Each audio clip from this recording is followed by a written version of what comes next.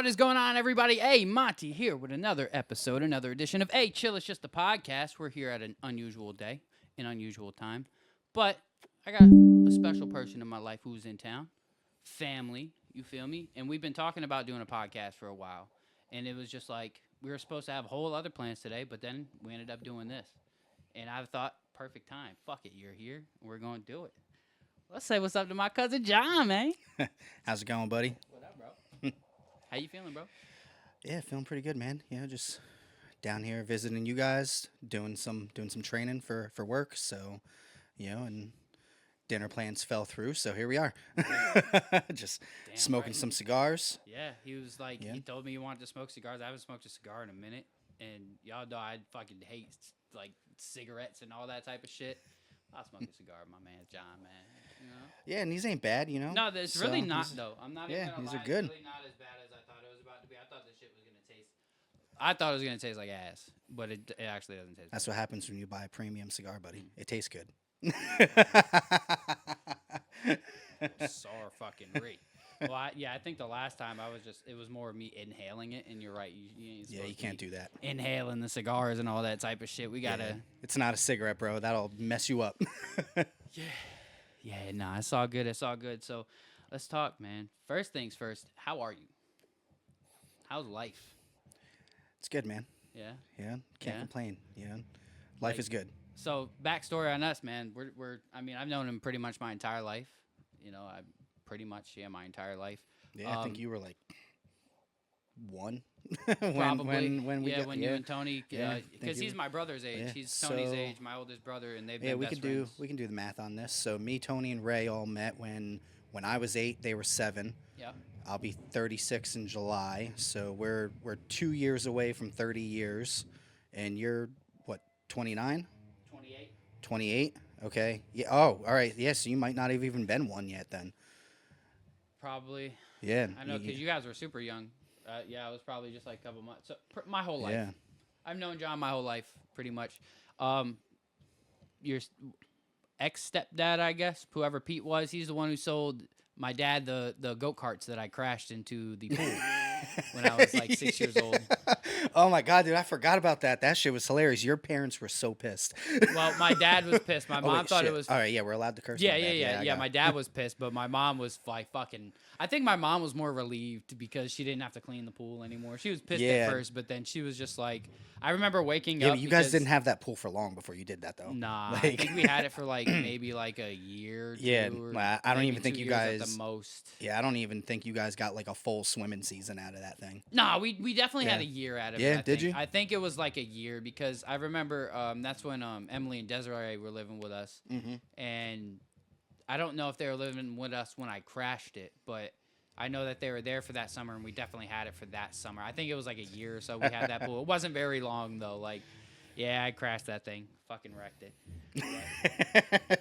yeah, that shit was funny, man. That, Yeah, man, fucking a lot of good times, man. A lot of good times. A lot of like fucking learning from him and my older brothers. Like all of them were pretty much my role models growing up, and watching how stupid they were was pretty. yeah, I was a dumbass. John was a wild child, I gotta say. Yeah, You know yeah, what I was mean? jackass before jackass. Yeah, type of shit. John was doing dumb shit from as a kid, but you've grown into a whole different person. Oh, yeah. And that's the first thing I want Absolutely. to talk about is that journey for you. Like, what was that journey like for you, bro? Interesting. And what even like sparked that moment in your life where you were like, I need to change? Oh, well, I mean, first of all, like getting older will do that for you. Yeah, you do eventually hit a point where it's like, all right, I gotta stop doing some of the crazy stuff, and then you do also hit a point eventually where it's like, all right, now I really gotta stop doing dumb shit too. And getting married and having kids, that's of course gonna add some perspective to life. I mean, God, my life is so much different since me and my wife got together, like way different. See, Yeah, I you're mean, fucking Daddy John now. yeah. Big Dad John now. Yeah, life is so much different since that. Since the fucking gray days. Living at Yeah. the Grays and shit. Oh, man, those days. Shout out to the Grays, man. Fucking dope people. Yeah, it was actually it's funny. So the first time I ever met Paul, me and little Paulie were riding. You remember that little like dirt hump they had at the end of the driveway by like the horse Where that stalls and shit? fucking yeah. Yeah, so they had that like dirt hump there for the bikes. And the very first time I ever met Paul, I think, oh God, I don't know. I think I was like 17, I think. And me and little Paulie were riding, the bicycles down the hill on the driveway and hopping over that thing. And I hopped over that thing and I didn't land. Well, I landed, but I landed on my back Yeah. and like skid marked my back up. Yeah. And Paul's first time meeting me was me walking into his house, asking him and my mom like to clean up my back because I had all kinds of dirt and stones and scratches and all kinds of stuff back there. And yeah, that was his first impression of my dumbass. Yeah, I gotta say there was a lot of crazy times over at that house, man. Yeah, we just used had a lot of fun. Yeah, Had we a used to lot put of each fun. other in those because Paul had the excavating company, and he Yeah. had the like those massive tires that are Yeah. like the size of a house, and we used to like put each other in those tires and push ourselves down the hill into the Yep. quarry. Like Yep. that was probably not the best idea. Thank God none of us ever broke our necks. Yeah. But that wasn't There was definitely very a lot smart. of wild shit that we did over there. Yeah, They honestly, I'm had not that- even sure if my mom knows that we used to do that. If she sees this episode, she'll see that, and They had the Yeah. fucking. They had that big ass garage like down at the end Mm-hmm. of the end of the driveway, all the way at the end where they the shop and shit. yeah. And we used to fucking box in there. I remember those days we used to box in there. I got fucking wrecked. Me and Devin were boxing, and he fucking hit me in the Yeah, stomach. well, and I yeah, was 'cause he had pissed. that the concrete slab Yeah, floor that too, whole and fucking, yep. yeah, Good and times, man. Good times. And then when y'all had Schwali's house, Grandma Schwali's house, when you and Tony fucking well, that was more Tony than me. Yeah. Yeah, Grandma That wasn't shit. very happy with him Yeah. back then, so because she was trying to sell the house. yeah, so, wild times, man. Good times, yeah. man. Good times. But yeah. Anyway, about that growth though. About that growth, like. So. Yeah. Do you feel like your kids had something to do with that too? Oh yeah, for sure. Yeah, because I don't know, man. I just it was probably about maybe 2 years into mine and Brittany's relationship. Just something kind of dawned on me, and I was like, like what I'm making right now is just not going to provide us the life that I feel that we want, or just deserve. I'm like, yeah, I got a good woman, I got these kids, like. I need to do something. So, and then that's when I kind of started my journey of like, all right, well, where am I going to land? Yeah. So dabbled in accounting a little bit. That I wound up veering away from, then went into mold remediations, working with a company doing that. Fell in love with the industry, and 3 years, what's today's date? The Uh, 25th. so 3 years as of like a couple days ago, started my business as an inspector, and it was almost 2 years ago. June 2nd, 2023, was the last day I worked for somebody else. Damn and, right. And I went full time self employment. Almost 2 years in on that, and it's just been up from there. Damn So- right. And I already know that moment of now you're just working for yourself. That moment feels so good. Believe it or not, that was especially- actually my wife's idea. That wasn't even my idea. And like, She's the one that said like, well, You I want should to do talk that. about like Yeah. executing that because that clearly takes a lot to. Like, oh yeah, it get, does. So were you able to get any like I don't want to say fast tracking, but any experience that was able to help you get like certifications or anything from working for other companies that helped Mm-hmm. you establish your business now? Like, because I know you're doing like certification stuff now that you're going for Yeah, now. so because but- I'm still in the same industry, I'm just on the other side of it. So, in New York, before a mold remediation company can come into your house or your place of business and do the work they got to do, first an inspector has to go in and figure out what's going on, what caused it, and then put together the scope of work to execute. They do the labor. Gotcha. And then on the back end, when they're done, we go back and we verify that they did everything completely and correctly. And then that's when you can start rebuilding, putting your walls and your floors and everything back together. So I'm just on the other side of it now, where I'm not on the remediation side. And, so of course there were things that we had to do on that side as well. You know, because the state, yeah, I mean, you know, New York, man, you know, a lot of regulations. Yeah. So, How long did that process take for you? Like to so get through all of that. I mean, it depends on the, you know, like the training that I'm down here for now is a 4-day certification. I mean, it's not for the state, it's for a third party organization that is widely recognized as, you know, the leader in developing the standards of practice Right. for professionals in the industry to operate within. Right. And but the state course was 4 days. I will admit it was like I said, it was one of the reasons why I actually decided to become an inspector was just because the state course just does not actually prepare you for the job, and because of that, there's just a lot of guys out there that don't really know what they're doing, and I can imagine. yeah, so yeah, like I said though, I started this to try to be the change I wanted to see in the industry, but it never was the intention for me to be working for myself. It was just supposed to be a side hustle, Yeah. and so yeah, it's just as far as much time it takes to get one license or one certification or another. It just depends on what specifically you're looking for. So, you know, one of the next ones that I'm going to be looking to take probably later in the year. It's a 3-day certification class. So, and there's always tests at the end of all of them and all that. If you Right. don't pass the test, then you don't get your certification. So, Yeah. you know, yeah, and it's very hands-on training. These certifications I feel are more pertinent to the people in the industry than the state licensing.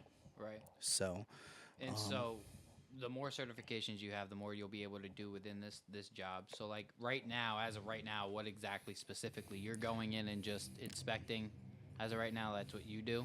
yeah, I do the inspections and draft up the scope of work. Everything that the contractor does is based on what I put together and say they need to do. I mean, in terms of actually the certifications, like the third party certifications, you know, the state doesn't actually require us to have it. Yeah, I've been in the industry long enough now. I'm good enough, got a decent enough reputation in my area. You know, I don't really quote unquote need the certifications, but you know, I do believe in continuing to educate yourself, expanding your skill set. You know, it's going to add additional credibility to myself and my company, you know, being, you know, a holder of those certifications. So, and, you know, who knows down the line, you know, when maybe when I have some other inspectors under my belt or something, having all these other licenses and certifications will open me up to the possibility of doing like consultative level work with other people, you know. But for now, I'm mostly doing it to expand my knowledge base So and my gain question now, different perspectives from other people in the industry. my question now is like, are you enjoying it? Oh, I love what I do, bro. Yeah. Hmm. You wake up every day and you're like, I fucking love this. Oh yeah, I love what I do. Damn right. Good. So yeah, it's I only fun. I only ask because I feel like that's important. Where it's not like something that you're doing because you're like, oh no, I mean it pays the bills, you know. It does that too. But like the reaction of oh hell yeah, you know, like that shows yeah you actually do, you know, because it's one thing to do something that'll pay the bills. That it's like all right cool I'm good at this and it's paying the bills, but it's another thing to really actually enjoy it, like really fully enjoy and love what you do. You know what I mean? So can I let you in on a little secret? Yeah. Super secret time, everybody. So if you're not doing something for the money, if you're doing it to make a difference in people's lives, the money will come. Now, it might take time, I can agree. but if you're going into it for the purpose of, you know, making money, those are usually the people who are either real hard and fast and like they get it real quick, but then they fizzle out, and then 2 years later you can't find them, or they're the ones that just never achieve it to begin with. But if you go into it with the mindset of I'm doing this to help people and change their lives in a positive way, whatever that may be, you know, then over time and consistency, Yeah. eventually It's it'll understanding. find you. It'll come to you. It's understanding the difference between a businessman and a hustler. You know, hustlers they're gonna go in for the quick dollar, whether they're good at what they do or not. They're going in to make their money and get out. A businessman, they're trying to hone their craft. They're trying to make sure that they got what they need to be able to have a successful and quality product to be able to put out Yeah, and longevity. build, yeah, and build relationships and like build a good solid foundation of clients or excuse me, a fan base for your brand or whatever the case is. That's what real businessmen do. Hustlers, they do not. Hustlers Saying will that's grow actually the and part that I just- struggle with is the brand, the branding Yeah. side. Now, I mean, to be fair, I haven't put much thought or effort into it, but but now that I've been thinking further into the future, it has dawned on me that like It's that's time something to that I bring do need out to focus fucking- on. It's time to bring out the fucking rapper John, bro. Yeah. Do a song. Oh, You know what's that funny, was bro? 20 I gotta years tell ago. You something. I gotta tell you something, and I don't know how you're gonna feel with me telling you this. There is a lyric of yours, or a song of yours from back in the day, that just lives rent free in my head. You know what that is? Relax your mind. Oh, that Relieve one? your Yeah. stress. Damn, who did I do that So one to with? get off your chest and go, man. Damn, I think I did Yo, that that one, shit lives rent free in my head, bro. I did that one with my boy Armando. Yeah, man. Yeah, I think that shit was me is and him did super that one. old, bro, but that shit still fucking lives rent free in my head, bro. Because when you did that song that way shit- back when I was a kid, I fucking loved that shit. Yeah, that shit was. I mean, that had to have been Yeah. 15 years ago or more. Yeah, that shit was forever. Somewhere ago, dude. thereabout. I was probably like 8, 9, around Damn, that maybe age even when longer, you were yeah. doing all that type of shit, man. Like it was. Yeah, it was definitely fun. a Yo, long and- time ago, bro. You know, my mom worked overnights back then, and she never once stopped me and my friends from making all that goddamn noise in my bedroom, and not one time. So God bless her for that. I don't know how she did it, you know, because I know we were loud as fuck. I mean, I y'all, know it. Y'all were the ones who really introduced me to like even wanting to write music and stuff. Because I was watching like you, Ray, when Ray was short on it for a short amount of time, and I don't know. If Yeah, it was Tony just ever something tried. fun Yeah, it for was us just to something do. y'all were doing. Yeah. I mean, you I made just a business out of it, but we were just doing it for fun. Yeah, like I was Yeah. watching y'all, and it definitely because I remember like being a kid, and I would try to start writing my own songs and all that type of stuff, and all that, and I was listening to you guys and your recordings and shit, and I'd be like, oh, it's so cool, and I was all interested. And now, fucking 20 years later, Yeah, we never had fucking- any of this, bro. Like, yeah, I Yeah, mean, we 20 had years Pro later. Tools like I don't know 1.2 or whatever fucking version was out back then. Yeah. Like, but like that was about it. You know, I mean, our microphones were freaking webcam headsets. Fucking didn't even grab this. Yeah, we didn't have any of this stuff. We didn't have DAWs and interfaces and You know, like it's- we had none of that. I think what it is for me is that like growing up, music was all around me from either Jordan, his band, Yeah. with Ramona Lane, You know, which I there's- still you know, listen. yeah, Yes, you and know, I they're still still- listen. they're I still still plugging listen along, to dude, them. doing Their shows and song, everything. Cold Hell yeah. Stones is like one of my Yeah. favorite songs. I listen to it today. You know, I I listen mean, to their shit all the time. so I'm not just gonna say this because there are people, but like, if there's ever been a band that deserved to make it mainstream, it's those guys, Yeah, for No sure. bullshit. They're fucking. Yeah, They're so. they're dope. so good, dude. They They're so really dope. are. Like their music is definitely fire. There And was a Jordan couple is songs just of theirs such that a I'm like, great. He's just such a great songwriter. Yeah. You know, and he has such a great Well, voice I've been too. trying to do some new things. Yeah. When I've been smoking a lot. I love that song, Cold Stones, man. No, And then actually, they, no. Good night, New York. Yeah, that's Good yeah. morning, California. That's the one I was just gonna say. That one's my favorite one Far that they too do. long, I've So. been buried in the snow. Yeah, I love that song too, man. I absolutely love their music. So yeah, being around them, and then when you guys were doing y'all music thing, then and then being in choir and all of that shit, like I was always around music. And then Yeah, the I don't know if you craziest guys thing- knew this, but Cameron used to be a choir boy. Yeah. Oh yeah, Can I you talked believe it? about it. Yeah, I Yeah. talked about it. I talk about it to everybody because now it's a huge part of why I'm successful doing this shit. Like, because when it comes to working with singers and all that shit, dude, I am great because I've retained all of that from choir. Like, Yeah. I actually enjoyed choir as much as I pretended I didn't as a kid. Bro, I enjoyed that shit. Like, and I retained Well, everything. Yeah, well, yeah, you were doing it because you were told to. Well, I was Yeah. doing it. I was doing it because they said I could sing, and then I was doing it for the field trips and the girls at the time. But I was young and dumb, and then I ended up actually liking it. I was doing solos every year, all that type of shit. So like, I ended up falling in love with choir, and then on top of that, like intro to music, just all the music classes that I took in high school. And when I came down here, I completely gave up on all that shit, and then I met Antonio, and then it just took off. Yeah, because from you there. did the culinary program down here, didn't you? Yeah, I did culinary, and then I got suspended from school, and then I lost all my scholarship money and all that shit because I got in-school suspension for leaving lunch to go to McDonald's and then coming back before the bell rang for lunch. Yeah, but what kind of culinary student goes to freaking McDonald's? Like, you deserve to get suspended from the program. whatever? No, I didn't get suspended from the For that, program. like- I got suspended from school for that, or not Oh, okay. not even Yeah. suspended. I got like ISS for it. Oh, and then And that is what kicked you out of the program? they didn't kick me from the program. I couldn't get in any trouble or else I lost my scholarship.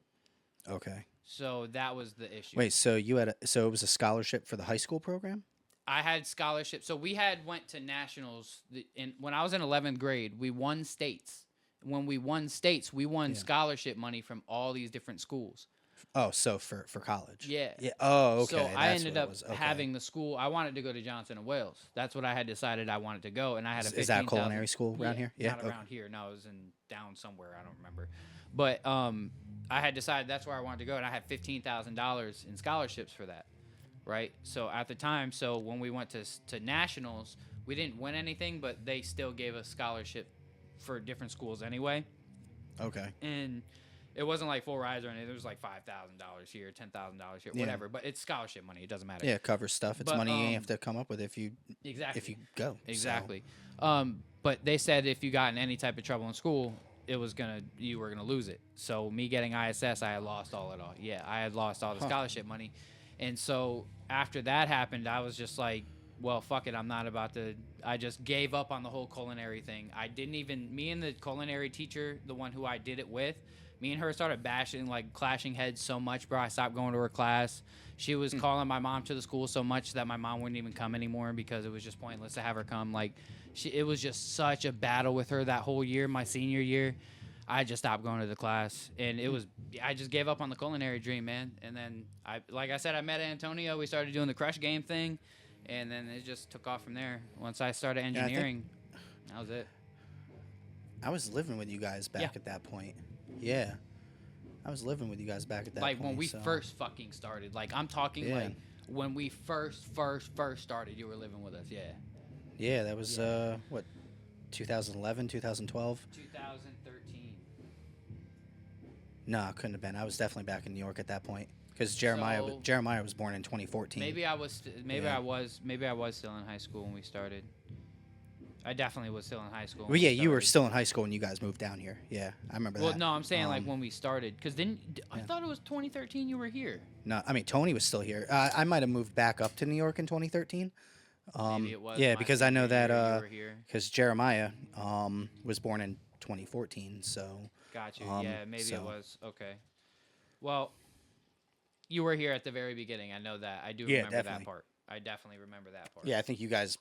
Well, your dad was down here for a while before that, but I think you and your mom came down, and then I think it was like a month later I came down. Yeah. Or 2 months later or something like that, and then I think it was like. I think it was a couple months later. Yeah. And then I think it was like, what, 2 or 3 months after that is when Tony came. Something like that. Yeah. I think it was maybe like you maybe guys, it was a little bit longer. Like you left, he came. I think wasn't it something like that? No, he was down here because no, we shared that middle room in that first house. Me and him. Oh yeah. Yeah. You guys did share that shit. Yeah, Damn, we were I both totally down forgot here. about that. Yeah, we were both down here, and fuck, I don't even remember. Man, it was so long ago. Jesus Christ. Yeah, for real. Man, dude, time has really flown, dude. Because we've been down here for 13 years now. Wow. We've been down here for 13 years. Is crazy. Yeah. I've had 3 kids since I went back home. So tell me what that experience has been like for you, bro. Like being a dad, from knowing who John was to now who John is. Like, yeah, it's great, man. You know, I like being a dad. So it's fun watching them grow up and like develop their own personalities. Dude, Addie, your oldest daughter is like a fucking woman now. Yeah, she's 16, dude. Dude, that is yeah. The most recent picture I saw of her, dude, I was like, where did the time go? Like, that was really like my biggest thing was like, dude, you were like this. Like, what happened? Yeah, she's 16 now. Got her permit. Learning how to drive. How you feeling about that? She's almost done with her sophomore year in high school. How you feeling about that? So, well, thankfully she's a good kid. So, I don't know how I would feel about it if she was like I was at her age. So. What do you think about your 2 younger ones, though? You think they're going to be fucking... Well, Olivia's a wild child, that's for sure. So my youngest, yeah, she's wild. That is for sure. How's Jeremiah? Is he getting in a lot of trouble? No, not at all.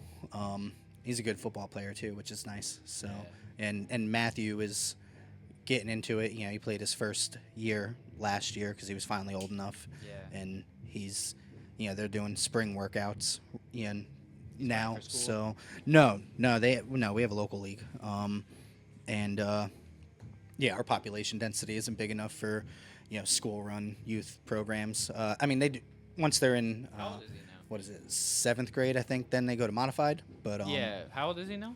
7. Y'all just they Yeah. getting too old, bro. Yeah, It's crazy. It's just crazy how fast time flies, man.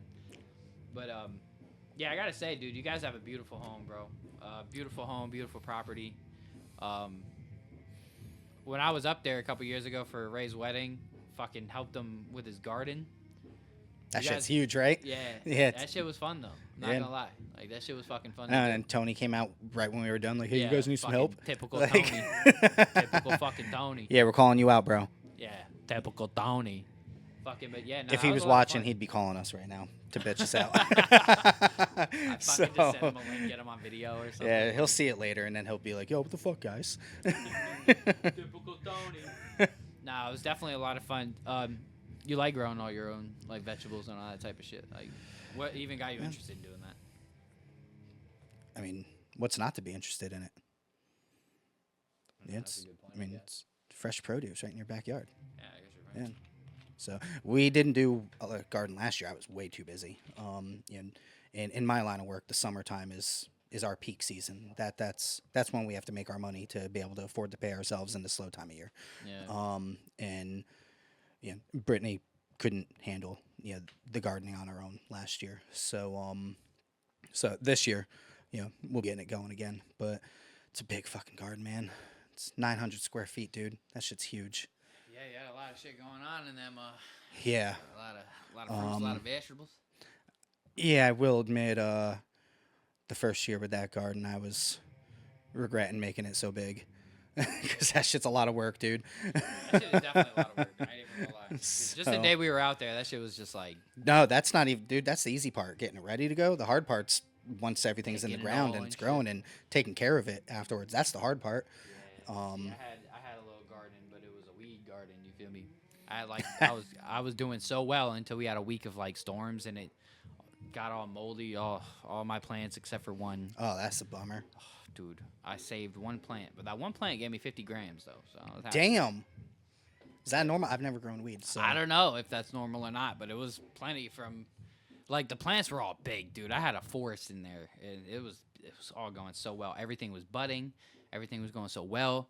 And then we have a week of fucking rainstorms and bad weather, and then next thing you know, I go in there and it's all molded everywhere. I was just Was this outside or like, inside? yeah, it was outside. Yeah. We had a little. That's greenhouse. interesting. Yeah, we had a little greenhouse. I did good though. Like my first year of growing, that shit Oh, was solid. okay. So it was in indoor if you had a little greenhouse. Yeah, I'm but it talking, was when I'm like saying a- outside, I mean like outside, motherfucker, like the sun. Yeah, I mean the Like- sun beat down on the greenhouse. It was like a cheap one from fucking Amazon. It wasn't like anything crazy, you know. You know, if you didn't enclose it, that probably wouldn't have happened.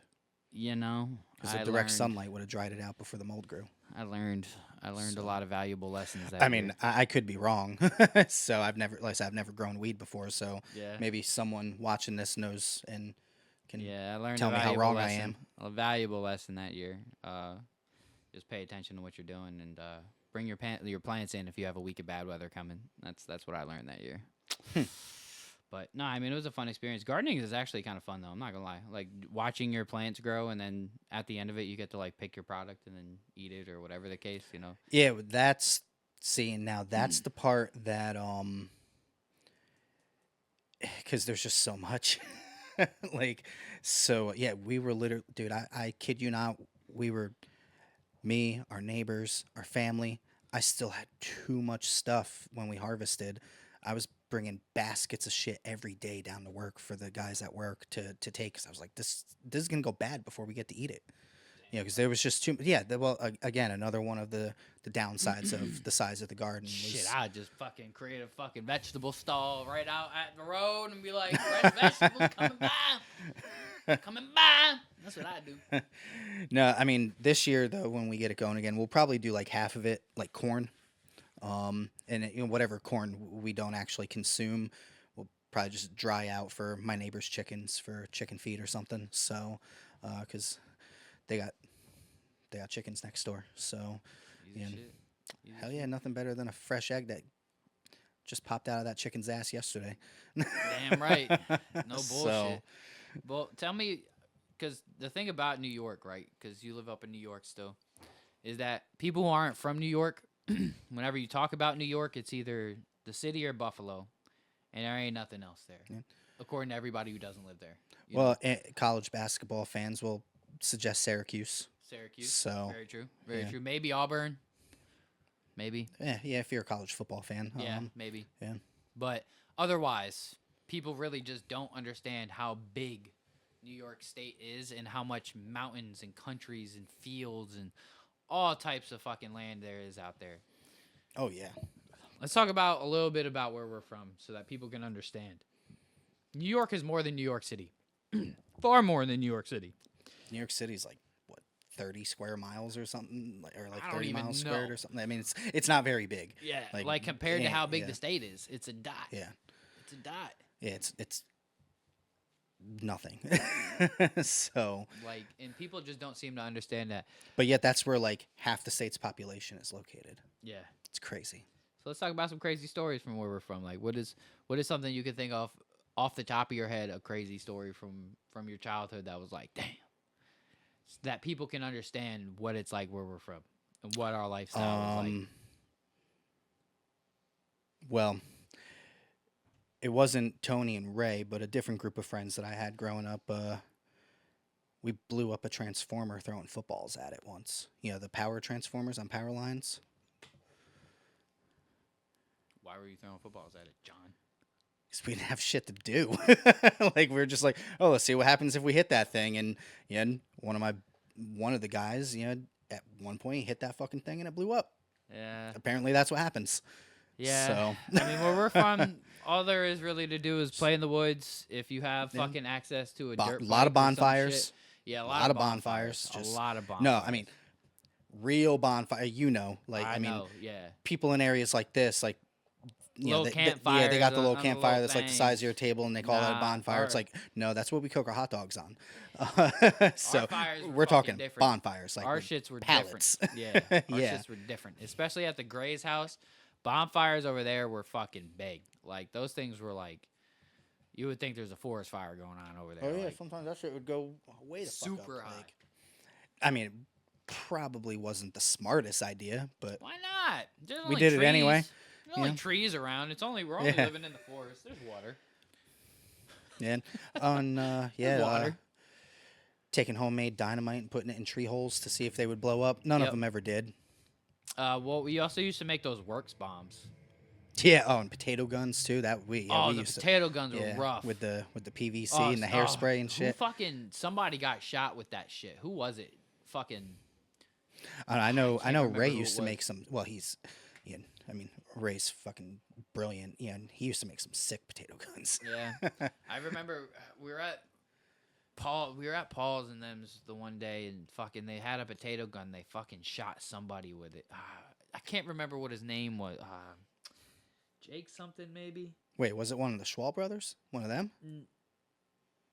Because I know that we used to hang out with them a lot. Are you talking about the big ass like bazooka one that we had? That was that was. I don't remember. Maybe I wasn't there for that. I don't remember him ever. Paulie hitting shot anybody somebody with that thing. I mean, because I remember we used to shoot that thing and it would like.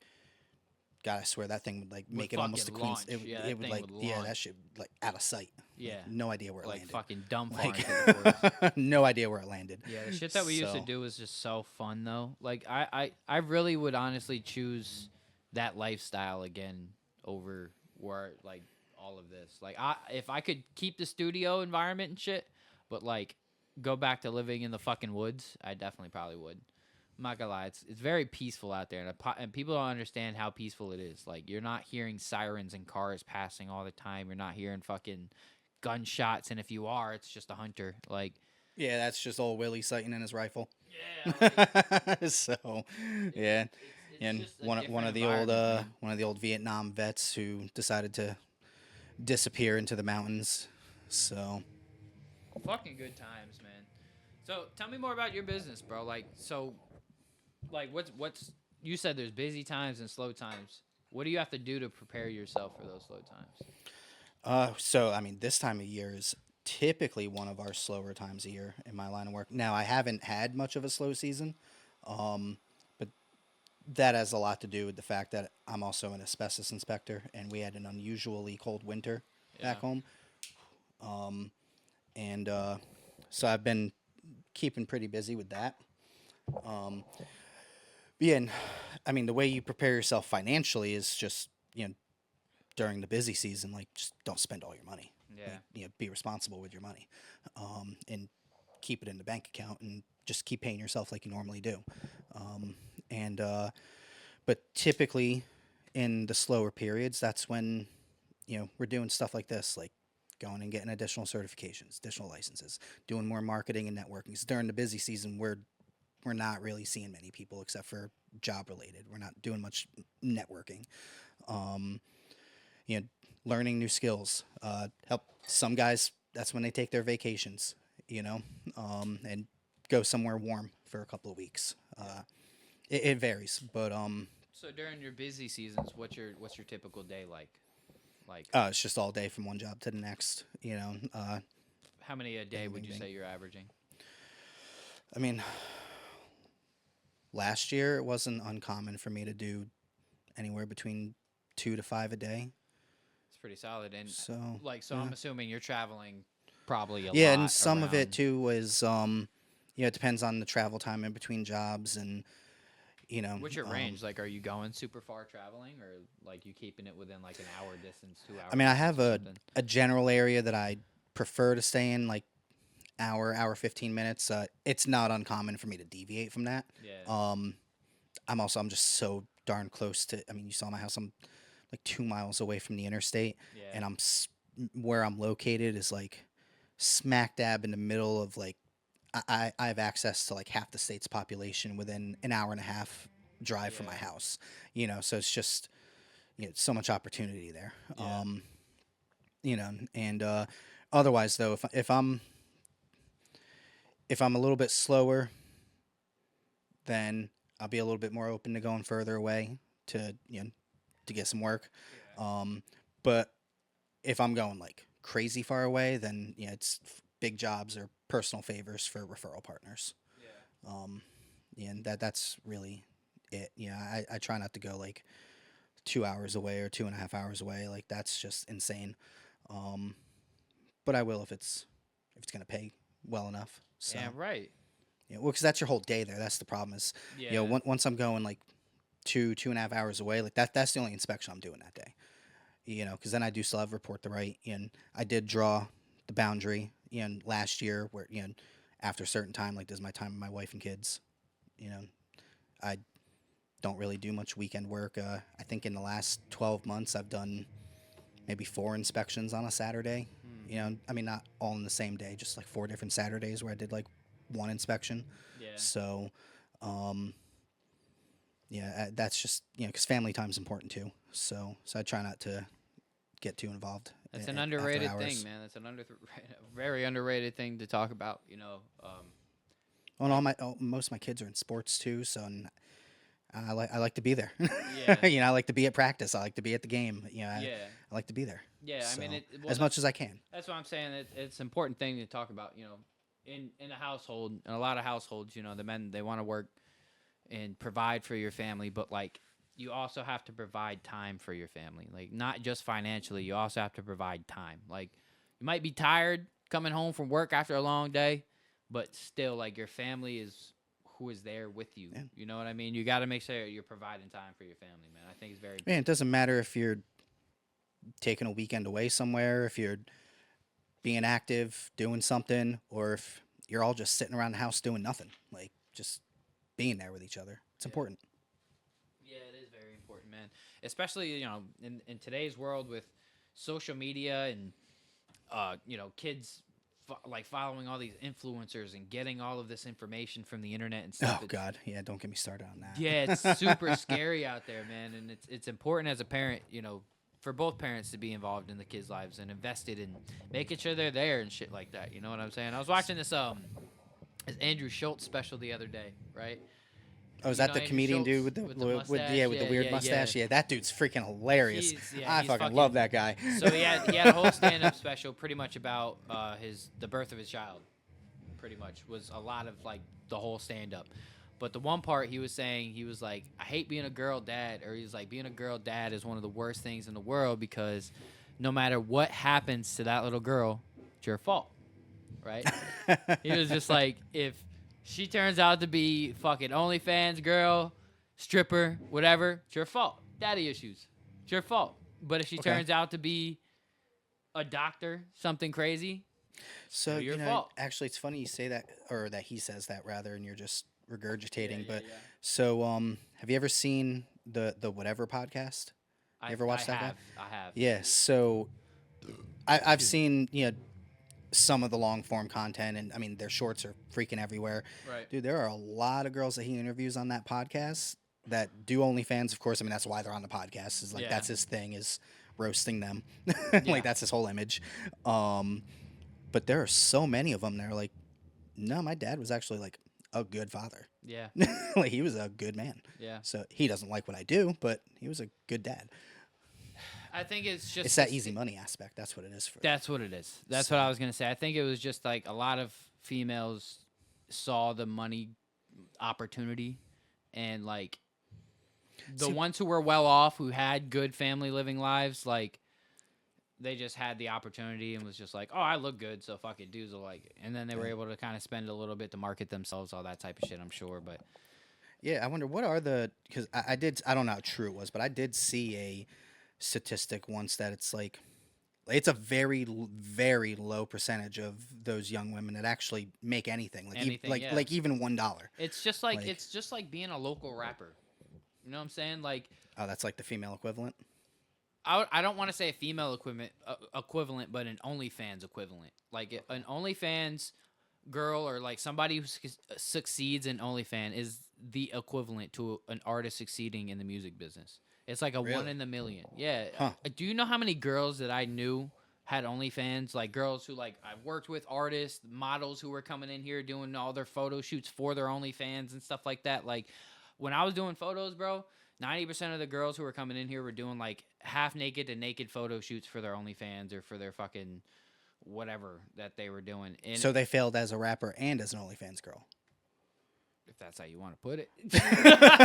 So If that's how you want to put it, but okay. I mean, hey, like, I mean, there's no like, there's I'm not no gonna knock. knocking- Hey, I'm not yeah, gonna there's no knock knocking the to effort. it, but like it was no. like that's where a lot of the content was going. So like for me, Huh. it was just like, are y'all making anything from this? Oh, not yet. Or I made like $20 or whatever. It's just Meanwhile, like, that it's like stuff's not still just enough. out there for people to see. Like So that was my whole thing about it. But again, I'm not going to knock anybody for what hustles they decided to No. go for. If that's what you decide you wanted to do, hey. But just remember, your image of what you put out will affect you in the future. So if you decided that you didn't want to do that anymore, and then, you become a school teacher, and then your students find out that you're on OnlyFans, you're not going to be a school teacher for much longer. It's just like you got to understand that I've heard stories too of like kids like in like middle school and high school being picked on because their friends found their mom's accounts or I've something, seen a few and stories like that. yeah, that's crazy, dude. And that's the even crazy, because don't you have to be like 18 or 21 or something? Like how are those kids even getting access to those? Oh, I mean, that you stuff? you can get access. Yeah, I've never downloaded the app. I don't know. Like, so I mean, I was like- married before that existed. But I'm saying, remember us as kids, we'd be on all these websites. You're supposed to be 18 or like, even like us as younger kids, like watching porn, going to the porn sites as kids. Like, We never really did that, bro. I don't Yeah, I know mean, we you is. and your friends might have. Yeah, I was but- watching porn as a kid. I ain't gonna lie. And yeah, we didn't really do much of that, dude. Like, I mean, there was the magazines and the gas stations back when I was a kid. Yeah, I guess there is, what, a 6-year age gap between us. So there is a little bit of a 6, gap. 7, yeah. So Like when you were growing up compared to when I was, I guess. Because like you going through school, you didn't have a cell phone. Or did you? I mean, we had track phone, and Little flip yeah, phones? I think the Sidekick was like becoming a thing. Oh, You- yeah, I yeah. The remember that. what was that? Was it Motorola? I think was it Yeah, Sidekick? I or remember the I remember that. BlackBerry became a thing And they had eventually. the Razor. Oh yeah, I had a BlackBerry. I think I was 19 when I got a BlackBerry. I got it to play Brick Breaker. Remember that game? Brick I got Breaker. Yeah. a fucking little LG flip phone for my first phone. That was the most durable phone I've ever had in my life. Never had a phone that would. Yeah, you get should try one of them ran old over by a Nokia track car. phones, dude. Those things are That's what I'm like. those things yo, are like cinder blocks. Yeah, those old phones can go through fucking hell and high water and still be alive. Like today, you Yeah, drop and I your don't think their phone, batteries ever died. I mean, those batteries are still going today, dude. Like, it was never insane. charged that bitch once. Yeah, no, I don't understand where the quality of most products have like just decimated in today's world. Like products used to be quality as fuck. Nowadays, everything's just super cheap. Everything's a money grab. You know. You know what stood out to me the most as like the most interesting phenomenon with cell phone devices was, so when I was like late teens, early 20s, like every year the big thing was, oh, this phone's even smaller than the last one. Smaller, smaller, smaller. Like that was the thing. And then somewhere along the line, bigger, bigger, bigger became the thing. And now, I mean, Jesus, dude, like look at this freaking thing. It's like a tablet now. Like, Yeah, that's how I be feeling about my phone. Because I remember, like, I had a smaller iPhone, and like that was the one to get. It's just like it like fluctuates, like bigger it's just and so then smaller, bizarre. and then Yeah. like I think what it is now is everybody kind of has their own preference. Yeah, well, Now, and a lot of people stream on their phones now too. Yeah, So I that get type why of the shit. appeal of a bigger screen is Yeah, more important because people like to watch things while watch while they're things at and shit. work or Yeah, at home or you know, everybody's got a cell phone, so why have a $1,000 TV if I can just lay in my bed and watch my phone? well, You know, I mean, like I I would mean, still some things I would so much rather watch on a big ass TV. I mean, no, I'm just saying, like, I've met people that legit don't own TV. Yeah, They're also no, single people. Yeah, I they're also definitely single do too. people with no kids or whatever. Yeah, But it's like, yeah, I get it. Like, yeah, you got more important things to spend your money on, and you can still watch. and just not everybody likes phone, watching TV. so- Like I know a lot of people who don't even really watch TV at all. Like they'd be like, bro, I don't watch TV. I just don't. You know what's watch funny it." is that Like, so we have it on in the background all the time. yeah. We hardly ever actually pay attention to Yep, it though. that's me too, though. like like, our TV even is here- never off, but we're not always actually watching it. Yeah, like and even engaging in it. even It's here, crazy. I'll just have like the TV on back, like that TV on. I'll just put a movie on, and I'll just be over there working, not paying no attention to it. When I was at the crib doing the same thing, like I just like having the background noise there. Like it's just there. Like I always just put on like Family Guy. For No, the you know what's most part. really crazy though is like me and my wife. It is not uncommon for us to have something on like Big Bang Theory or How I Met Your Mother or some sitcom on in the background, and then we're just scrolling our phones or reading, reading a book or something. Like it's Yeah. just on in the background. I do it all the time. Like I'll be laying down in bed about to go to sleep. I'll have the TV on, but then I'll just be scrolling through TikTok. I think a lot of people do that shit nowadays. Like, You know, I've never downloaded TikTok. I still don't have it. I should. Some of my colleagues say that they get a lot of business off of it. yeah, 100%. That was the one thing because you were talking about like marketing and all that earlier. TikTok, Branding, yeah. TikTok is definitely important for that, especially like because I don't exactly know how you would market like you do, but I'm sure you could figure it out because you know more about what Yeah, you do than exactly I do, what but- my colleagues do to get business. They just film themselves doing things on Whatever. job sites. Yeah, Yeah. doing the If you're inspections. in there and you're doing an inspection So- or something, and you just have somebody following you with the phone, and you're just like explaining what it is you're doing, easy yeah, content. that's 'Cause- exactly what they do. Yeah, and because the thing about that type of stuff is like for me, it's educational content. Like I like watching stuff like that. Like when it's stuff that like building stuff, like all that type of content, I like to watch because it's like educational one, and two, it's satisfying to watch that Yeah. type of content for real. I Yeah, a don't know couple of why. my colleagues even get calls and travel out of state to, states that don't have the same regulations as us, but we do have all the necessary qualifications to That's work where in the those big money's states. at, man. And a couple of them do actually, they'll travel a couple of times a year for a decent job, Yeah. and provided the client's willing to pay for their travel, of course. But yeah, it's insane, and I've just been sitting on my hands about it, man. Like they keep telling me, like, John, you need to start because I know you see some cool stuff too. Like it's not just us, like, Yeah. and you know what you're talking about. You can articulate it, and they've been trying to get me on the train, and I just haven't hopped aboard yet. You should, man. I mean, it's important, bro, and I think it'll take your business to the next level. Like, I genuinely think it would. It takes some time, especially if you're trying to figure out how to learn how to do stuff. excuse me. But in editing definitely takes a lot of time. Like you'll have to like I'd have to dedicate a talk to day. them about that. I mean, I know my one colleague, he pays a company to handle There that you for go. him. He You sends them. definitely do that. Yeah. Yeah, he sends them all the stuff, and they Yep. Yeah, I know exactly. What they you're make the talking about. shorts or the clips or Yep. the posts, and they do everything for Yep. him. Schedule when the most opportune time for it to post is. Yep. They engage with people that comment or engage with it, and they do all Oh that. yeah, for there's him. definitely So, companies that do all that shit. If you're willing to pay for it, damn right, do that shit because it'll help your business a lot. But if you wanted to figure out how to do it on your own, it just takes time, a lot of time. But so like what I do, so like you see that screen right there. I mean, they're not gonna see it, but you see that black screen with all that stuff on it. That's what I Yeah. use to make all my clips. All I do is upload my long form video, and it chops it up for me, and it chops up all the clips. It does all the things that like if you're scrolling on Instagram or Facebook and you see one of well, my podcast clips, how does it know where to like start and stop a clip? figures it out. AI, baby.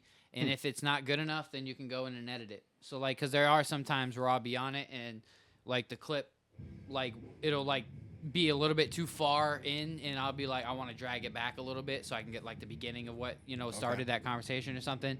And you can go in and do that if you want. But for the most part, yeah, it just chops it up for you. And you can take, like, I'd be dropping, like, 2-hour-long podcasts into that thing, and it'll just chop it up and make, like, 45 clips for me. Huh. And it'll make them based off of like a virality scale, like your most viral, what is like that? like it'll give you like a 99% virality scale or whatever, like something that could go viral, like something that say we were talking about a trending topic or something.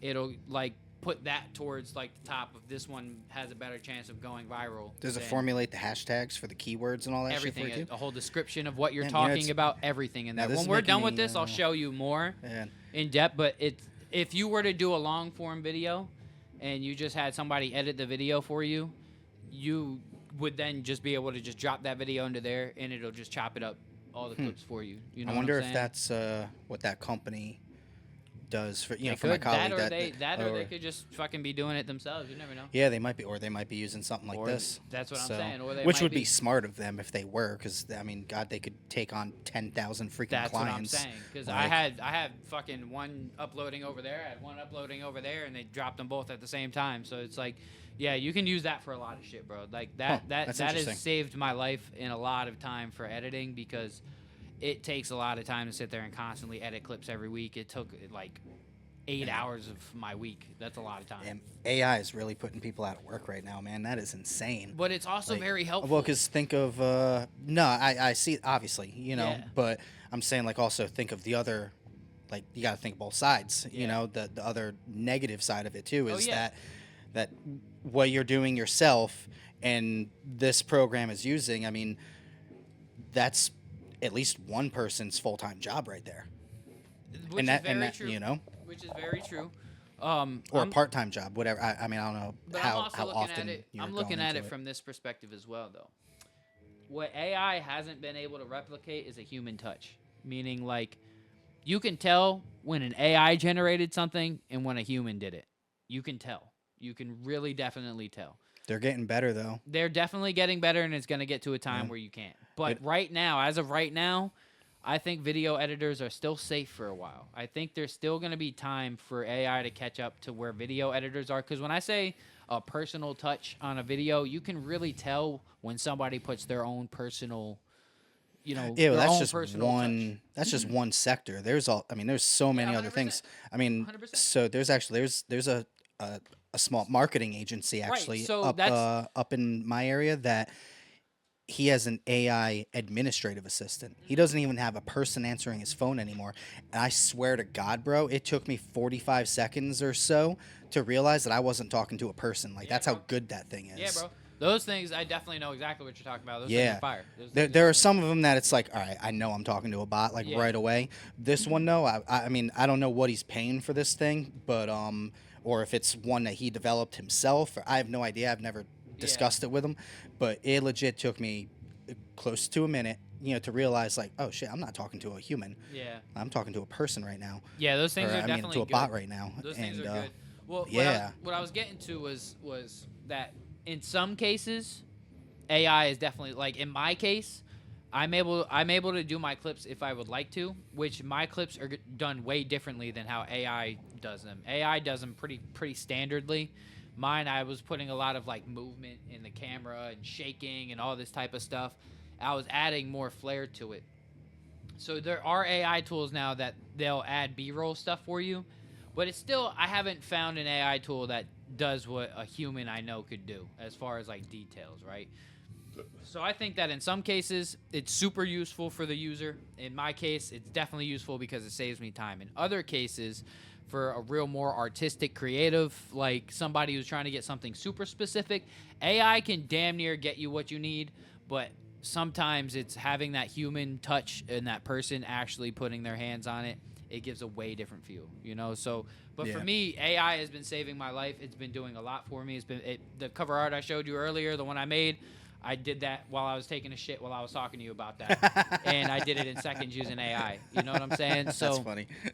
Like, because I sent it to you literally like what 60 seconds after we talked about it. Like I was like, Something hold like on, that, bro. It was like 2 minutes. Like it's AI saves me in a lot of ways. I mean, I've been playing with some AIs just to kind of see how I can implement Contracts. Yeah, well, in the research aspect of it, in general, like because that's another thing is what a lot of people need to know too, especially if you're going to go the route of entrepreneurship. Like you, in order to get to a destination, you first have to define what that destination is.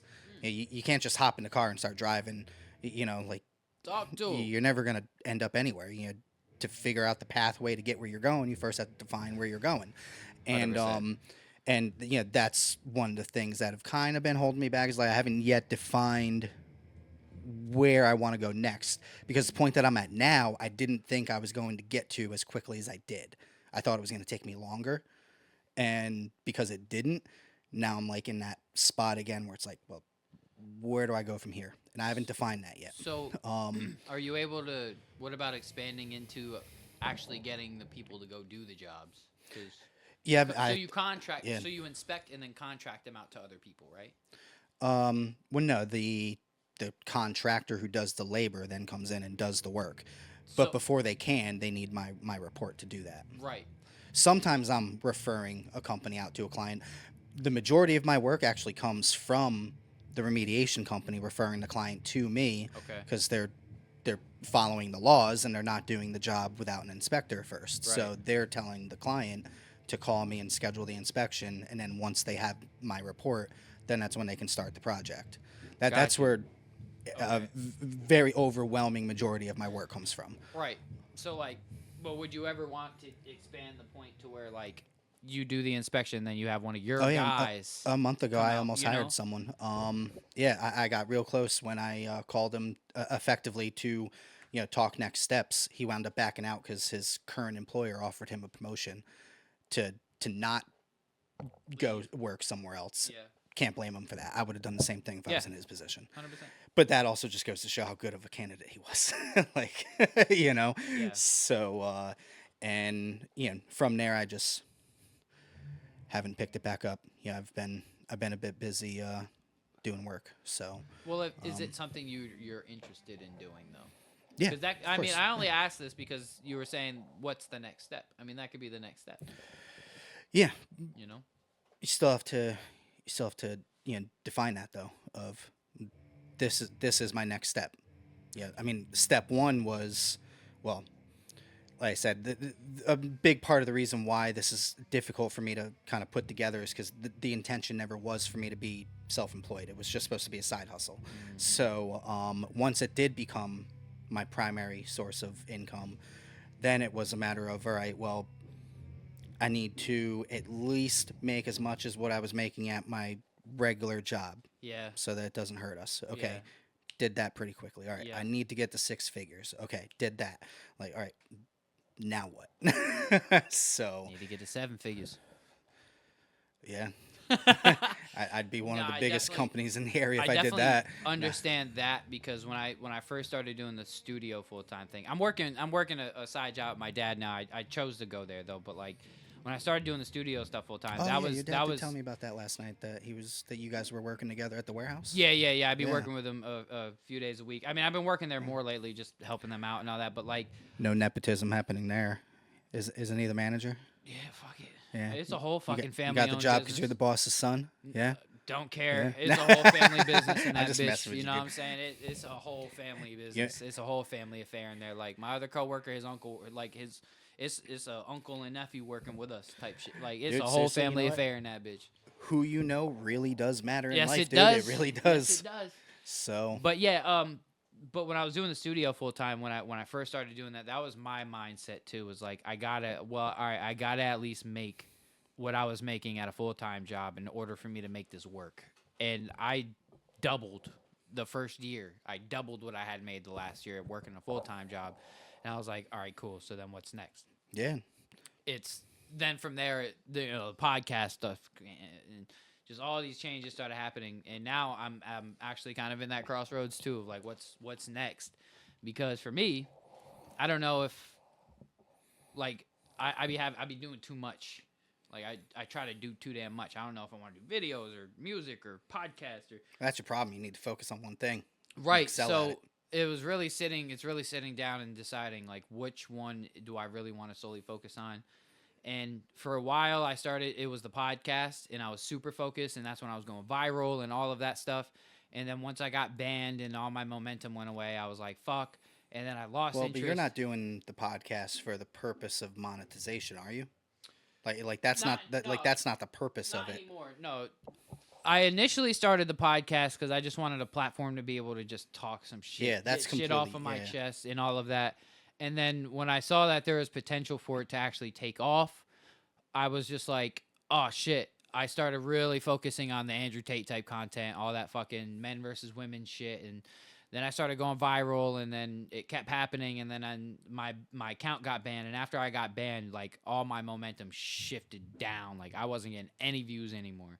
So like after I realized like all of that wasn't even who I was, and like that's not who I even wanted to project out to be, I completely changed the whole everything of the show, and we weren't doing that type of stuff anymore.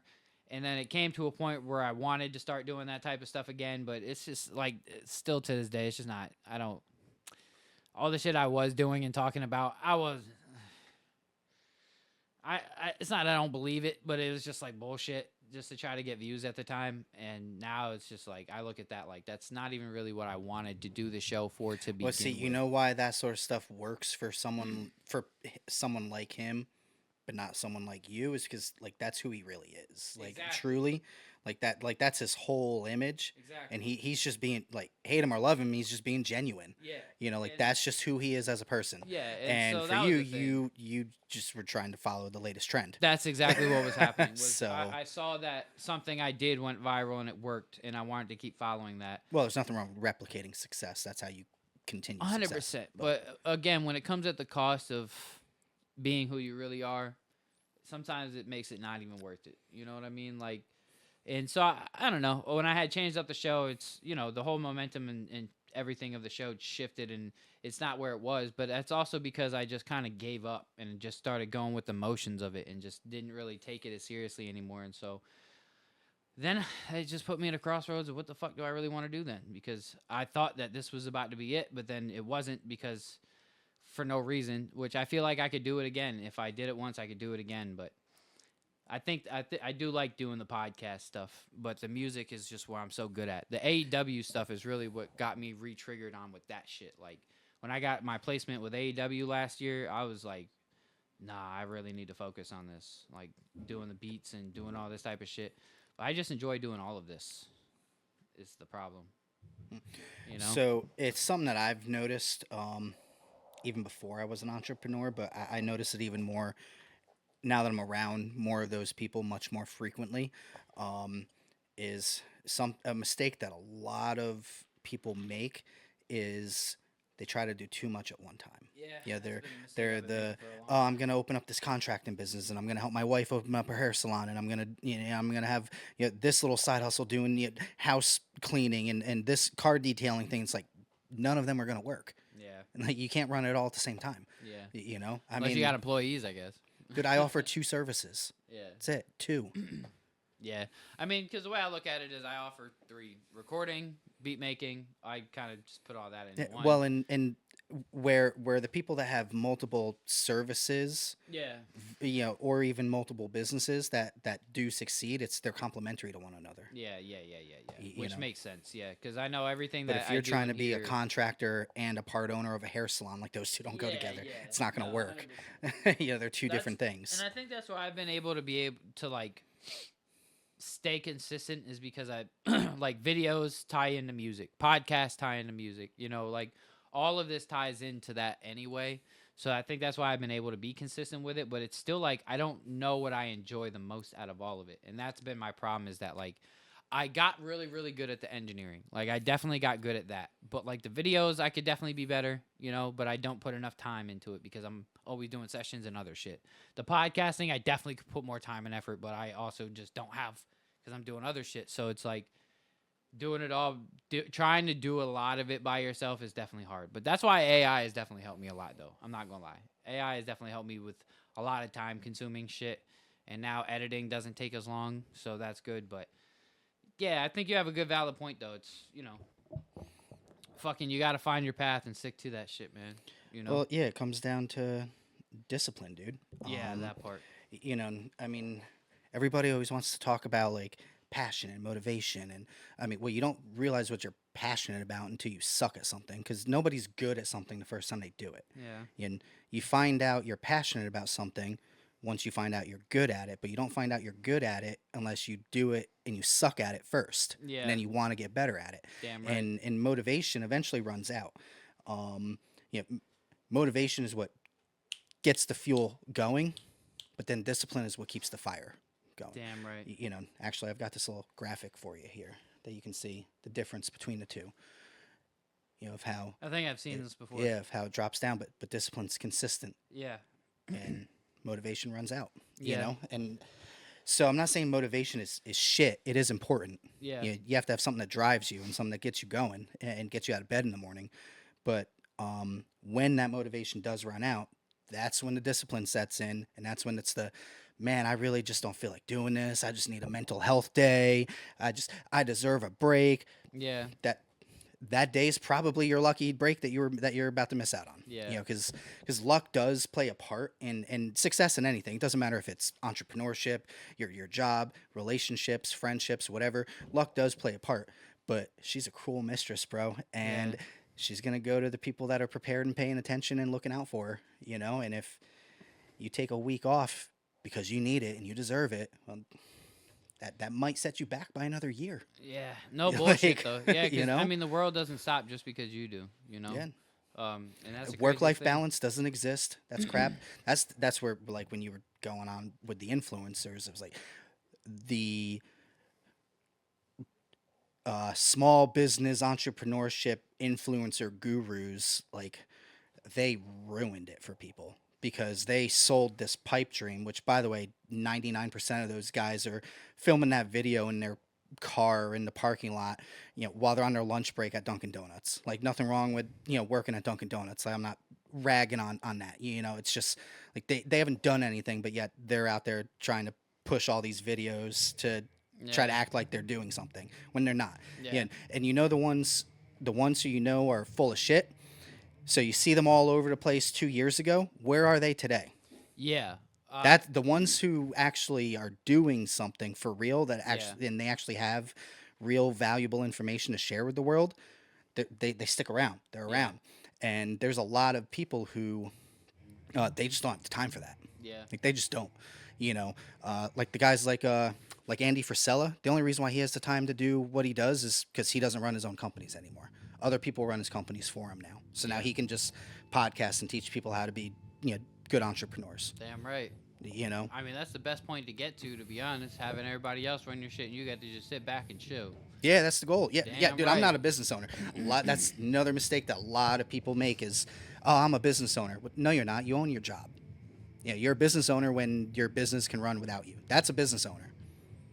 You're not necessary for the day-to-day operations. If you are still necessary for the day-to-day operations, yes, you do own a business, but you're self-employed. You own your own job. It's very true. Actually, I can agree with that. Yeah, I'm in 100%. that same category. I'm in the S quadrant. Of the Yeah. cash flow quadrant. I'm in the S quadrant, just like so Business many run for others. itself. That's when you are a business owner. That makes a lot of sense too. I actually Yeah, like that. I'm running with that. I'm running with that. that was Robert Kiyosaki, buddy. I don't know who that is, but I'm running with that shit. You feel me? Well, Feel you me? should read his books, Rich Dad Poor Dad and Cash Oh, Flow I think I've heard of Quadrant. that book before. So that's the one he's most famous for. Um, and he gets a lot of slack for that because that's the book where he first released to the world his opinions on how real estate isn't an investment; it's actually a liability. If you own your house that you live in, it's actually a liability, not an investment. On a video saying Um, that too. I feel like I've seen somebody. Oh, on a that's been video his talking thing about for. that. I mean, I think he released that book back in, I think the late '80s or early '90s, He's like a super old somewhere. guy, right? Oh yeah, now absolutely yeah. He's still alive So, though, right? As far as I know. I think I have definitely seen him on a video talking about that. Like he rents his house. He don't even own it. He just rents. Yeah, I think Elon Musk said that. He's big on which I'm inclined to agree with him that an investment is something that makes you money, a liability is something that costs you money. Yeah. And then where he gets a lot of the slack on that is, oh well, houses appreciate in value, and he's like, yeah, but short of, like, for instance, these last few years where just real estate values just fucking blew the roof off.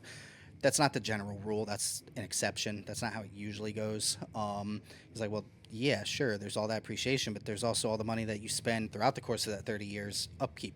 And he's like, it kind of equals itself out. He's like, Yeah. you ultimately break even. Now, I don't know the actual truth or the facts behind that, but that's very Cliff Notes version. I mean, that would of make what he was sense to me saying though, there. with all the wear and tear that happens to the house throughout the years and all the shit and work and time that you got to put into it. Yeah, I would imagine that it probably would equal out unless like you somehow like quadruple your property value. Like, Yeah. Well, and here's the thing too is, like I said, there's a lot. He gets a lot of slack for that. He always has since the day he published the book. Most of the opposite opinion people that I see aren't worth $1 billion like that guy. So the way I look at it, I mean, you got to know a thing or two about what you're talking about if you've got a net value that starts with a B. So, net worth. And yeah, I like to listen to the billionaires, the people who are super rich, because those are the ones who are. they're the ones that did it. Yeah, I mean, but the thing about it is like, business world is a shark eat shark world. It's like, if you really want to be successful in business, you gotta first of all, like, feelings and emotions and all that shit out the door. Like, all these super rich people, they don't give a flying fuck about the next guy. Like, they might care about their business relationships with people who benefit them, but people who have no benefit to them, have no type of worth to them, I guarantee you they don't give a fuck about their feelings at all. They'll look you straight dead in your face and ruin your entire day, and they'll still be perfectly fine. Like, they won't give a fuck, won't even think about it after that moment's over. No, and a lot of the best and most successful ones are even capable of just putting all the bullshit aside for the sake of a good deal of business. Like, I we don't have to like each other. We don't even have to respect one another to make a fuck ton of money together. I want to put it like this. I'm a big fucking wrestling nerd. Everybody knows this, right? And you might hate Oh, them. still? Yeah, I know. I'm fucking Yes, with you. I know. damn right. Yeah. Still, I got my fucking Jey Uso shirt Yeah. on right now. Grown Damn ass right. man watching other grown men in speedos. Have you watched NXT before? Have you seen the Bro, women in I've- wrestling these days? I've never been into wrestling. You know this. Hey, look, you should see the women in wrestling these days. I guarantee you, if you watch NXT for one episode, you're going to watch wrestling again. You're going to be like, Oh, really? Yeah. Should I do it when my wife's in bed or when she's sitting right next to me? nah, have her sit right next to you. Have her sit right next to you. You guys are going to enjoy it together. 'Cause she's going to be like, damn. Right No, I will alongside say, you. so actually, so funny story. So, when we went to Nashville for my brother-in-law's bachelor party, of course, bachelor party, strip clubs are on the docket. And, I was fucking with my brother-in-laws. I was like, hey, I'm going to tell your sister that you guys aren't going to let me go to a strip club because I'm married to your sister. So I texted her that. And she didn't say anything back to me. She called her brothers like, hey, don't be assholes. He can go to strip clubs. It's fine. Like, I don't care. And I was like, oh, shit, I didn't think she was going to do that. And they were like, you fucking told her we said that? We didn't say shit.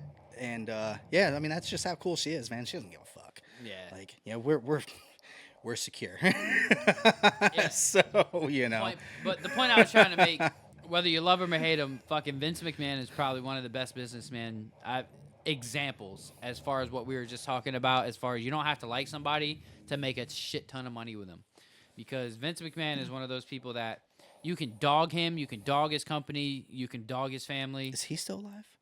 Yeah, Yeah. he just had all those allegations happen. Who was the Triple H wrestling ran over. person Triple H that took died? over.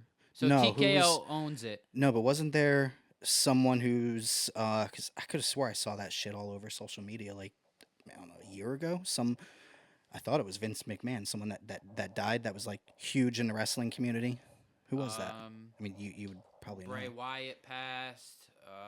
Maybe that was it. I don't know. I mean, there was a few people in the wrestling community who had passed in the last couple of years, but no, Vince is still alive. His okay. wife's in the government doing something, but anyway, Really? That's interesting. But Triple H runs it now, runs like all of creative now, like, and Vince has no ownership over Is the that the company dude anymore. with the big beard? Yeah, Triple H. Okay. yeah. And Vince has absolutely no ownership he has ownership, but he has no say in the company anymore. TKO owns WWE now, and TNA and UFC. Huh. So they're all under the same umbrella now. So, which is pretty cool because they do a lot of crossover shit now. So wrestling is really honestly fun to watch. Like it's corny, grown men fighting each other, but it's the entertainment. I wasn't it's the into it stories, even when I was a kid. Yeah. And like you guys and your dad would all be watching it, and yeah. I'd just be in the room playing Sega. Yeah. Like I wasn't even into it then. Right.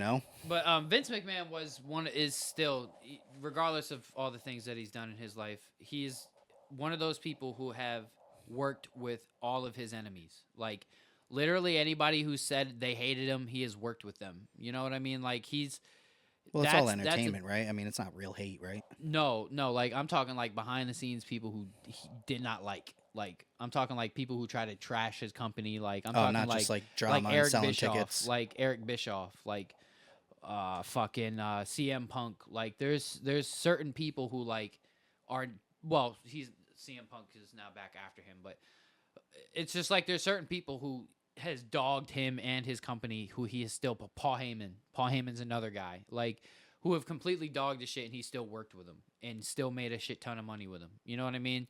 That's a business person. It's like you don't have to like them, but shit, you can make some money with them. Just like it just all ties to what you were It's saying. just if you're earlier, doing business with people that you don't necessarily. I mean, you do have to. There does have to be a mutual trust. Yeah. I mean, but 100%. you don't have to like someone to trust that they're gonna do the right thing for the deal. Yeah.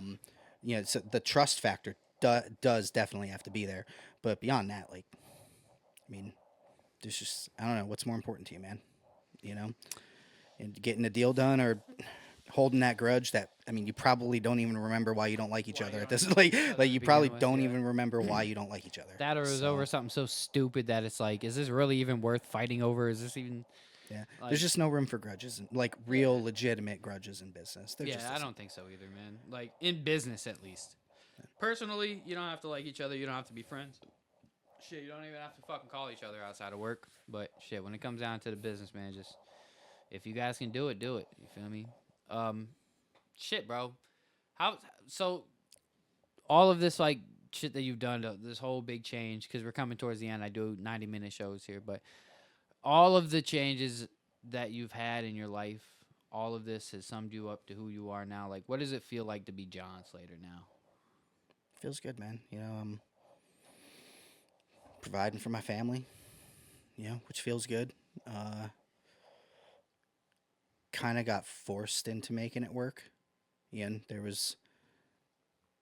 I'm not going to talk about it publicly, you know, because haven't, you know, discussed it with the people. Yeah, I don't know if they're comfortable with that. So, but, you know, there were some things in the personal life front that, Ian came up last year that, kind of forced me to elevate to the next level. And, you know, we made it work, man. We made it happen, you know. And I will, you know, the strangest thing for me is now that I've got the privilege of hindsight, is it wasn't as hard as I thought it was going to be. When you just, set your mind to it and focus on it and stay disciplined. Like it just, I mean, I know it sounds so cliche to say this, but Nah, but it's real. like it is, it really is. Just like lock in. Yeah. You know, Staying true to and your goals, man. yeah, well, like I said, and that's where defining where you want to go is what's important. And I did, and like I said, I had a pathway. I had like a 3 year timeline that just, I mean, it wound up taking me 11 months, 12 months to hit what I thought was going to take me 3 years. A lot of that because I kind of had to, like I had to make it work. And there's definitely a lot of value in that aspect. And people would be amazed at what they can accomplish when the room's on fire and their back is against the wall and they just got to get out. Yeah. Like you figure it out. Yeah. And I definitely know. I can. yeah, I love what I do, man. I feel like I'm making a difference in people's lives. I help a lot of colleagues. I get a lot of help from colleagues. I assist newer guys in the industry with increasing their standards and their education and their growth in the industry because we need it. There's no competition, man. Like there's enough work out there. We're all gonna eat, and it feels good. And now I just gotta figure out what I gotta do next. I know the branding thing is something I gotta figure out. Yep. But in order to kind of I do know too that in order to set the expectations for what that looks like, I need to define that next step. I haven't quite yet. Yeah. For now, I'm kind of just I've just kind of plateaued. I'm just kind of staying steady. I'm not going up, not going down. But it'll be fun to keep plugging along. And in the meantime, I'm just going to continue making connections with people in my industry all over the country, networking with them, helping them, you can do. learning. Is there like conventions for this type of thing? Oh yeah, yeah. Well, and the class I'm in right now has me and I think like 30 other people that do what I do. From all over the place. I mean, there's a couple people from Seattle that are in there. There's a lot of people from Virginia, obviously, but they're from all over Virginia. I mean, there's some guys that I think there was one guy that's from West Virginia. There's some people that are like down in Georgia. Like, I mean, there's people from all over the country in this room, and I'm connecting with all of them, and or as many of them as I can. So, and and we're just going to continue growing our networks and helping each other progress. And continue to develop. And other than that, looking forward to football season with the boys. That's going to be fun. Damn right. So I love watching my boys out there playing football because I was a football guy. So, it's, remember them days. that's, and love watching them. Oh man, I mean, you remember what it was like. We were all boys growing up. Like, oh man, they fuck each other up. They fuck each other up out in that backyard, dude. Oh yeah. Like, I already know. Little brother always is trying to take down big brother. You remember that? I already know. Like, never works, but you try. Tony will still beat my ass to this day. Yeah, well, I mean, now it's kind of his job to be able to do that sort of stuff. So, like he's just he's short, but he's fucking stocky, dude. Just fucking strong for no reason. I mean, like a part of his job is having the ability to detain trained killers. Like, yeah, you know, I don't know how often he has to actually utilize that skill set, but like he better be ready if it needs to come. I'll still whip his ass in a video game, no. Oh yeah, because that means anything, Mr. Call of Duty over here. Nah, fucking WWE. I'm the champ right now. Fuck him. Yeah, did he send you the belt from St. Louis? No, I was there. I was there when I won it, and it's at the house right now. I keep it at the crib. But, WWE, baby, I'm the winner. Yeah, did you guys get a custom belt or did you? No, he ended up getting the classic undisputed title, WWE title from like early 2000s, the one like Eddie Guerrero held. Oh, okay, that's what that was. Because that's my favorite belt of like all time personally, and he likes it as well. And we had like this red belt, this like AAA or like I don't remember, some like National Wrestling Alliance, fucking United States title or some shit that we were fighting for. But when I had beat him, when I had got to St. Louis and we did our match, did the live stream. When I beat him, he had presented me with the undisputed title at the end of it. It was like a whole presentation he did. It honestly was so dope. The way Tony, he goes all But yeah, out he's for shit. extra. Yeah, he's fucking he is. extra with shit. Especially so when it comes to this wrestling stuff, dude. Yeah, forget about it. He's anything with video games Yo. and wrestling and shit. Tony's gonna all right. do. So I'm go about to above blow. and beyond. I'm about to blow But up Tony's spot right It now. was amazing. I just want to put it out there. Yeah. His whole presentation and how he did that shit was fucking awesome. So let's blow up Tony's spot right Oh, now. God. You remember how big into Britney Spears that motherfucker used to be? Yeah. Yo, what do you think is worse, his Britney Spears infatuation that he had, or his wrestling infatuation? Well, probably Britney wrestling. Spears. Yeah. Britney Well, Spears for because sure. wrestling kept going. Like he's still No, I know, into that but shit. like I think we all died as wrestling fans for a long time, and then it wasn't until like shortly after I got back into it is when I feel like he was getting into it again too, because like he was telling me I should watch all the old Attitude Era shit, and he told me I could watch it on Peacock and stuff, so I started watching that first. And I was watching all the like old Attitude Era, and then I started paying attention to what was going on now. And like I started watching like wrestling news and like WrestleMania and stuff, and I started paying attention to what was going on now. And I was like, that was when the Bloodline story was hot, like real hot. Sammy Uso, all that shit was going, and it was hot. And I didn't like realize it was a good story going on, so I started watching and paying attention, and I just instantly got hooked again and totally too far invested into everybody again, and was just like, oh, I forgot how great wrestling is when it's good.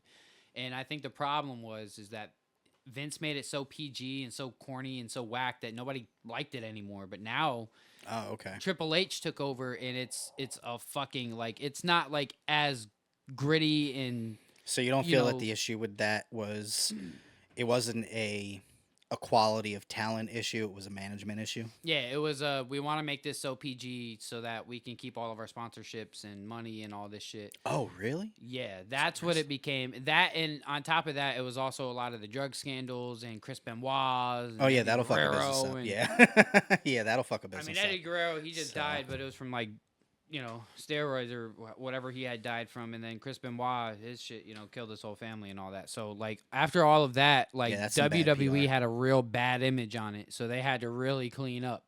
So they spent all these years taking that time to clean up. And now they're at a time where they're now on Netflix, first of all. Like, you can stream it Really? on Netflix whenever you want. Hmm. Whenever. Like, and, like, they're all over the world. Like, when we went to WrestleMania last year, that shit was huge. Like, I'm talking, like, they had an entire, like, section of the city dedicated to wrestling. Like, it was fucking wild. Like, I'm not even lying. That shit was epic. So wrestling is huge, but it's because the stories. Like right now they got some crazy stories going on. The Rock keeps coming back. John Cena's retirement tour. John Cena just turned heel. Like John Cena turned to a bad guy for the first time in 20 years. Like nobody saw that coming. Like it's just like wrestling is wild, bro. It's a fun thing to watch. And that's why I always recommend people just try it nowadays. Just try it. I think you and Tony should go online and get one of those custom made belts. I saw. Yeah, you can. You get 'em can. for You like, definitely can. I think I saw because I saw like I don't know why I saw it. It was one of those like weird ads on Facebook. Yeah, that just popped up. When I was scrolling one day and just happened to see it and it was like $80 or something. I think I saw and I was like, oh damn, like that sounds pretty reasonable for like custom like logos and text and like. You could do anything. Like there's so much you could do with it. I was like, Cameron and Tony would love this shit. Yeah. We fucking I was looking at that. I'm still thinking about maybe doing that shit for us, like doing like a whole custom thing for it, because I think that'd be pretty cool for real. But Yeah. Well, and next time you come up to New York, by the way, so that spot in my basement that we were chilling at, yeah, there's walls now. oh wow, It's actual office down there now. A little bit. look at y'all. A little bit more. Yeah, it's my home office down there now. Nice. But the TV's still there, all that. But it's not just one big open spot anymore. There's I was actually talking to Jordan about that. I want to take Jordan home. Like, I want to take her back where I'm from and like show her where I'm from, because like I think she would enjoy it a lot. You know what I'm saying? I want to take her up there. So Is she from like an urban area or? Is she's from Georgia.